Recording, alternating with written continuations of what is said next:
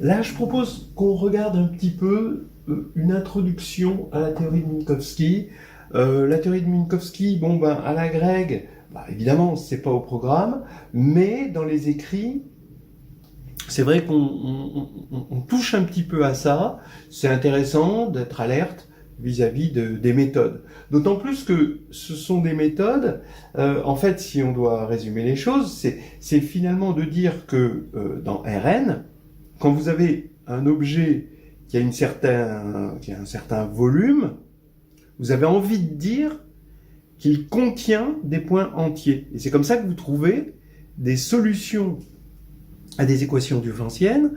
Vous trouvez des points entiers qui vérifient certaines choses parce que vous savez qu'il en existe parce qu'un certain objet possède un certain volume.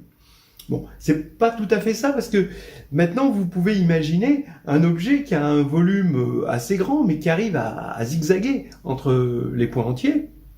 Donc il faut un petit peu plus que ça. Alors personnellement, quand j'ai découvert cette théorie quand j'étais étudiant, ça m'a un peu piqué aux yeux parce que c'est quand même une théorie qui demande une façon de penser qui était pas la mienne et c'est très visuel quand même, c'est très c'est pas très algébrique et bon bah ça demande quand même un certain talent de faire ça. Et c'est vrai que dans un premier temps, je me suis dit, est-ce que je peux m'en passer? Et puis non, c'est une théorie incontournable. De la même manière que quand on a un certain volume, eh ben, on touche des points entiers. Eh ben, quand on a un certain volume mathématique, on est obligé de toucher la théorie de Minkowski. Alors, donc, allons-y. Hein. Je vous encourage à le faire. Même si c'est pas au programme de l'agrégation. D'abord, parce que certaines personnes, ça peut vraiment les passionner. Voilà, hein, il en faut pour tous les goûts. Mais aussi parce que il faut avoir été formaté un petit peu à cette théorie pour que si jamais il y a un problème d'arithmétique qui est lié à cette théorie, comme ça peut arriver assez souvent, eh bien vous ayez déjà été informé. Alors voilà, donc j'ai envie de faire commencer les choses par ce lemme-là. Si D, c'est une partie de Rn qui est mesurable, hein, et qui a un certain volume, et que son volume, c'est strictement supérieur à 1, alors bon, c'est pour la mesure naturelle de Rn, hein, eh bien, alors, il existe deux éléments de D distincts, tels que la différence entre Y et X, est à coordonnées complètement entières. Et ça, c'est pas évident, c'est même pas évident intuitivement à imaginer, parce que vous pouvez imaginer que D, bon, il est mesurable, mais que c'est vraiment une petite pelote de laine qui se balade, qui n'a pas de point entier, mais il y a quand même deux éléments distincts, toujours, à partir d'un certain volume, dès qu'il va dépasser un certain truc, ben, voilà, il va y avoir deux éléments distincts qui vont différer d'un point entier. Voilà. Donc on n'a pas encore un point entier, hein, on a une différence entière. C'est pas pareil. Mais c'est un lemme. Voilà. Alors, regardez la preuve. Ben, elle est pas si évidente que ça. Hein. Vous prenez R, ben le cube standard. Hein, donc il est semi-ouvert, là, comme ça, pour que quand on empile les cubes R plus U, où U appartient à Zn, donc on translate par un point entier, par un vecteur entier, ces cubes, eh bien, ça forme une partition de Rn. Donc Rn est réunion disjointe des R plus U quand U appartient à Zn. Donc maintenant, je vais appeler D indice U, D inter R plus U, cette partition. Donc forcément, comme c'est R plus U, il partitionne Rn, eh ben, les D indice U, ils vont partitionner D. Donc maintenant, je vais regarder ça en termes de volume. Donc, je vous rappelle que le volume de R, il est égal à 1, évidemment. Il est strictement inférieur au volume de D, puisque le volume de D est strictement supérieur à 1. Et il est égal, le volume de D, à la somme des volumes de DU, puisqu'on a une partition. Mais, comme la mesure est invariante par translation, c'est la somme des volumes des du moins u. Voilà. Ben oui, on translate par u, ça fait pareil. Alors, c'est là que c'est intéressant, c'est que les du moins u, regardez du, bah, c'est inclus dans d moins u, mais c'est aussi inclus dans r plus u moins u, donc dans r. Donc du moins u est inclus dans r. Ça veut dire que on a pris, maintenant on s'est ramené à un volume, mais d'un objet qui est intégré dans le cube standard. Supposons, par l'absurde, que les du moins u soient 2 à 2 disjoints. Donc c'est ce que j'exprime par cette union-là, toute carrée. Hein, d'accord ? Voilà. Alors dans ce cas-là, cette somme-là serait égale au volume de ceci. Parce que c'est une réunion disjointe. D'accord ? Donc on aurait 1 qui est égal au volume de R, qui est strictement plus petit que ce volume, le volume de ça. Mais comme ça, c'est dans R, il est strictement plus petit que le volume de R. Bon, donc c'est absurde, évidemment. Ce qui veut dire que ces du moins u ne peuvent pas être 2 à 2 disjoints. Donc il existe u et v dans Zn, d'accord, ce qu'on avait indexé par Zn, qui sont eux distincts, d'accord, et tels que du moins u, inter dv moins v, n'est pas vide. Voilà. Donc je vais appeler petit z, donc je vais appeler déjà u et v, ces deux éléments-là, et z, un élément commun dans les deux. Donc on a z qui est dans les deux, et ça veut dire que, comme il est dans du moins u, bah, je peux l'écrire sous la forme y moins v, lui, et x moins u à la fois, avec y dans dv et x dans du. C'est-à-dire, en particulier, que x est dans d et y est dans d.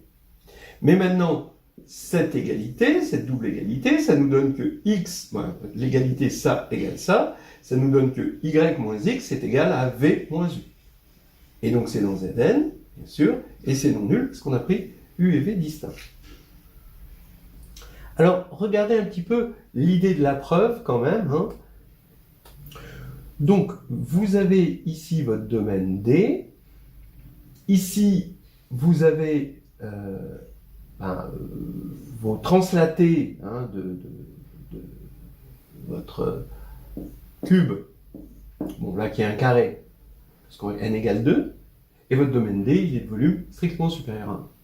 Maintenant, ce que vous faites, vous regardez par rapport, donc chaque carré translaté, vous allez regarder, par exemple, celui-ci, ça va donner ici, celui-ci, donc vous le récupérez en enlevant U, vous le récupérez dans R.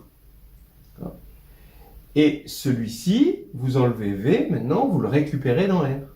Celui-ci, d'accord, vous décomposez D en ces 4 parties-là, et vous enlevez celui-ci, là, ce point du carré, pour récupérer la chose dans R.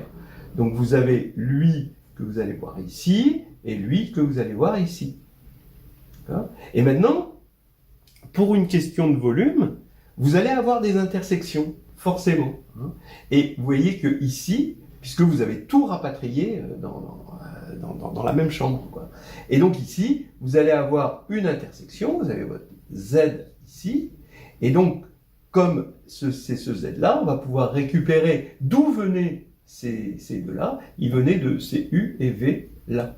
D'accord ? Celui-ci venait de ce U-là, et celui-là de ce V-là. Voilà. Et donc, ça nous donne exactement ce que l'on veut, c'est-à-dire X et Y, ici, quand on regarde l'homologue, dont la différence va être entière. Alors maintenant, on va voir un petit théorème de Minkowski. Bon, il y en a des plus forts dans la théorie, mais celui-ci, il est très accessible et assez typique. et il va reposer sur le lemme qu'on vient de montrer. Alors, qu'est-ce qu'il dit? Il dit, ce théorème, on prend C inconvexe de Rn, d'accord? On suppose qu'il est symétrique par rapport à 0, d'accord, le 0 de Rn, et de volume strictement plus grand que 2 puissance n, attention. Alors là, il va exister carrément un Z non nul dans Zn inter C. Donc maintenant, on va voir une petite amélioration de ce théorème qui n'est pas difficile à démontrer à partir de celui-ci. Le théorème bis, hein, dès qu'on a ce théorème, on a celui-ci. Soit C, un convexe de Rn qui est symétrique par rapport au 0 de Rn. Hein. Donc on peut se l'imaginer, on peut se le représenter assez bien. On suppose que le volume de C est strictement supérieur à 2 puissance n det de A, où A c'est une matrice inversible de Mn de R. D'accord, voilà. Et donc inversible, hein, ça c'est différent de 0. Maintenant, je vais appeler UJ les vecteurs colonnes de A, donc ça forme une base de Rn. Et je vais regarder le réseau engendré par ces vecteurs UJ, c'est-à-dire les sommes de J égale 1 à N de XJ, UJ, quand XJ est dans Z. Donc vraiment, c'est des points, il faut l'imaginer comme un réseau, donc des points comme ça, isolés, un ensemble discret. Muni d'une structure de groupe abélien, évidemment, pour l'addition. Eh bien, il va exister Z, différent de 0, parce que, évidemment, 0, ça compte pas, dans l'intersection de ce réseau et de C.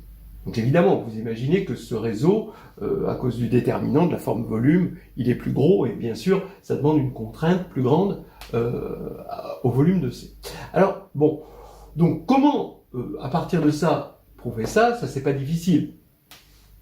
On prend G dans GLN de R qui envoie la base de R U sur la base canonique de Rn. Donc maintenant, ça va envoyer C sur G de C. G de C va rester convexe, évidemment, et ça va rester symétrique par rapport à 0, puisque ça commute avec moins 1. Hein. Symétrique par rapport à O, ça veut dire que si x est dedans, alors moins x est dedans. Donc là, c'est clair. Et maintenant, comme G, son déterminant, c'est G, la matrice de G dans la base canonique, c'est l'inverse de la matrice de A, finalement. On en déduit que le déterminant de G, c'est l'inverse du déterminant de A. Donc, par les formes volume, le volume de G de C, c'est le volume de C divisé par det de A, donc qui va être strictement supérieur à 2 puissance n. Voilà. Donc, je vais pouvoir dire qu'il existe un élément de G de C non nul à coefficient entier, donc ici à coordonnées entières, donc dans Z puissance n, d'après ce théorème que je n'ai pas encore démontré, mais je vais le démontrer plus tard. Et maintenant, cet élément, je passe par G-1, et G-1 de Zn, ça va être ce réseau, évidemment, et puisque G-1 envoie E sur U, hein, d'accord, et G-1 de G de C est dans C. Donc on a bien ce théorème à moindre frais.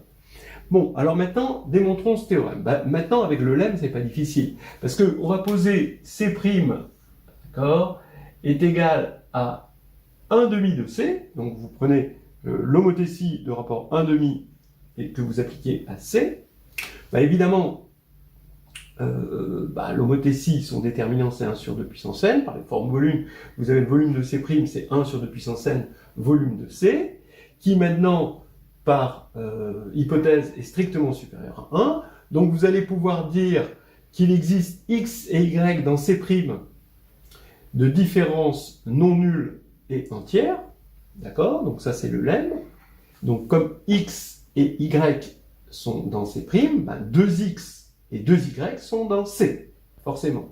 Par construction, donc 2x, 2y sont dans C, mais maintenant, comme C est symétrique par rapport à O, moins 2x est dans C. Donc je vais garder 2y, mais moins 2x est dans C. Et maintenant, comme C est convexe, le milieu des deux est encore dans C. Donc le milieu des deux, c'est 2y moins 2x sur 2. Donc y moins x, d'accord, est dans C. Mais y moins x, c'est le fameux, on va l'appeler z, c'est le fameux élément qui va être à la fois donc dans C et qui va être dans Zn moins 0.